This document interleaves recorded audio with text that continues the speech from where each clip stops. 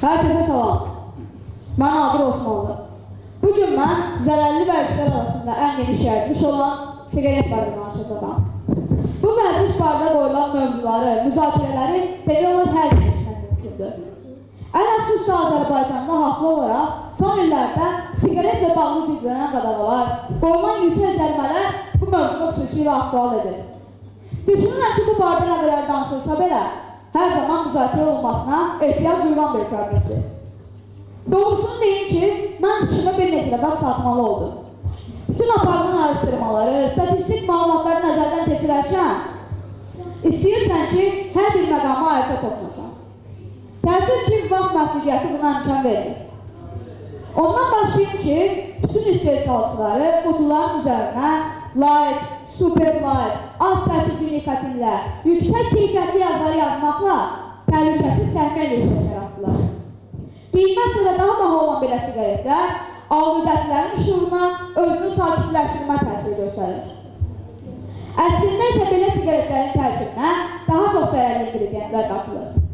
Daha sonra istənilən zövqə uyğun, rəngarəng, cəlbedici qutu dizaynı atdılar. Belə qutular şuurlarda sigareti təbii bir atributu, müasir həyatın bir elementi kimi formalaşdırmaya hesablanmışdır. Burada əsas hədəf qadınlar və qızlardır. Nazik sigaretlərin satışa çıxarılmasından sonra isə milyonlarla qadın alüdəçiyə çevrildi. Bu yerdə sevindirici bir hal kimi qeyd etmək istərdim ki, Azərbaycanda qadın alüdəçilərin sayı digər dünya ölkələri ilə müqayisədə çox aşağıdır. Mentalitet məngənəsi çox hallarda bizi sıxsa da, bu məsələdə əsas tənzimləyici mexanizm rolunu oynayır. Mən 25 yaşdan sonra bu vərdişə qoşulanlar barədə danışmaq istəməzdim. Çünki insanlar nadir hallarda bu yaşdan sonra sigaretə qoşulurlar. Mən əsas problem kimi yeniyetmələrin alüdəçisini görürəm. Statistikaya görə yetkin alüdəçilərin 80%-i məhz uşaq yaşlarından sigaretə qoşulanlardır. Və bunu deməyə əsas verir ki, yeniyetmələrin sigaretə qoşulması tamamilə yol verilməzdir. Adətən onlar ağırlı başla deyil, müəyyən bir axına düşərək, müəyyən bir təsir altında bir vərdişə qoşulurlar. Birincisi, təsəvvür edin ki, sigaretin insan sağlamlığına saymaqla bitməyən təhlükələri böyüməkdə olan uşaq orqanizminə necə böyük bir zərbədir.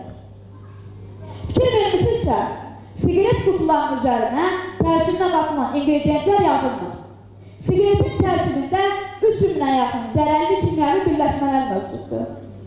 Sigaretdə olan asılıb yaratmaya hesablanmış maddələri isə uşaq orqanizmini daha tez zəbt edir. İkincisi, öz büdcəsi və qazancı olmayan uşaq sigaret üçün pulu mütləq əyri yollarla əldə etməli olur. Əvvəlcə valideynlərinə yalan danışır, sonra ətrafdakılara borc alır, oğurluq edir və beləcə yolunu azır.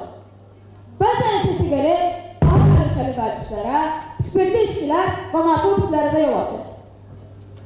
Statistikaya görə bugün dünyada 13-15 yaş aralığında sigaret çəkən 25 milyondan çox uşaq var. Mənim 14 yaşım var və mən sigaret çəkmirəm, amma potensial təhlükə altındayam.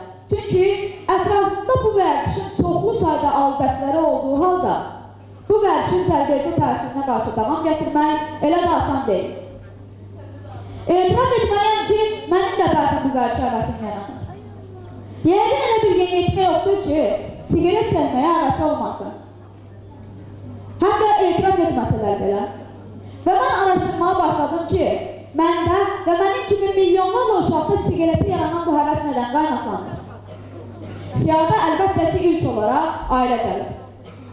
Təbii ki, biz ilkin büyüklərimizi vüzual olaraq ailələrimizdən alırıq. Uşaqlar körpə yaşlarından ailənin xüsusilə ehtiram göstərilən kişi üzvlərinin əlində sigaret gördükdə buna gözləri alışır.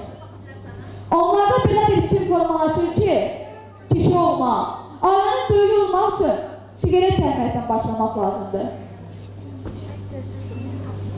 Salam.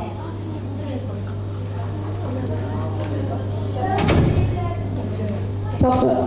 Onlar hətta qeyri-şuurlu olaraq ağızlarına kibrit çöpü qoyub, sigaret çəkilmiş kimi böyükləri yansıyırlar.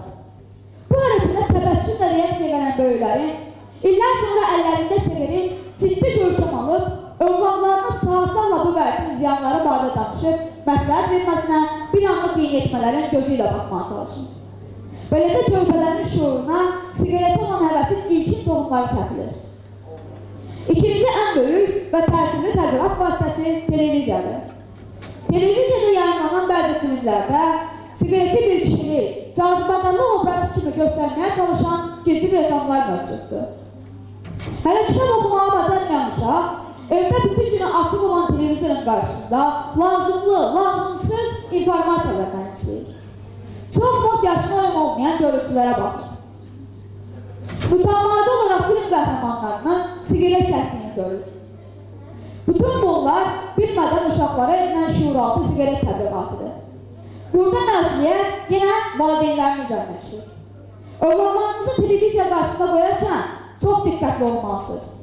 Hələ uşaqdır deyib, övladınızın yanında hər seriala, hər verişə baxmayın. Bu övladlarınız sizin serial saatini necə çevirsinizdə elə gözlədiyinizi deyil. Yarımçıq qalan kitabınızı oxumağa necə tələsdiyinizin şahidi olsunlar. Üçüncü yerdə kitablar gəlir. Burada sözüm yazarlaradır. Xahiş edirəm, qəhrəmanlarınızın əlinə sigaret verməyin. Mən mütaliəni çox sevirəm. Və mənim idealım silsilə siyasi dedektiv romanlarının qəhrəmanı Drongodur. O sigaret çəkmir, spirtli içkilərə meyli yoxdur. Amma mənim fikrimcə o, əsl ideal kişi obrazıdır. Yəni sözüm odur ki, sigaret olmadan belə əsl kişi obrazı yaratmaq mümkündür. Sigareti kitablarda qəhrəmanlarınızın əvəzolunmaz aksesuarına çevirməyin. Bu çox böyük təbliğat vasitəsidir. Filmlər də yazarların qələmindən çıxan bədii əsərlər və sinarlar əsasında çəkilir. Buna görə yazıcılardan da çox yazıdır. 4-cü il uşağın çevrəsi gəlir ki, bunun da təsir gücü çox böyükdür. Uşağın çevrəsində yoldaşları alqəti olduqda, onun da bu vərdişə qoşulması qaçılmaz olur. Amma istisnalar da mövcuddur. Bəzi uşaqlar ətrafında nə qədər alqəti olsa belə, bu və ya digər zərərli vərdişə qarşı daha iradəli olurlar.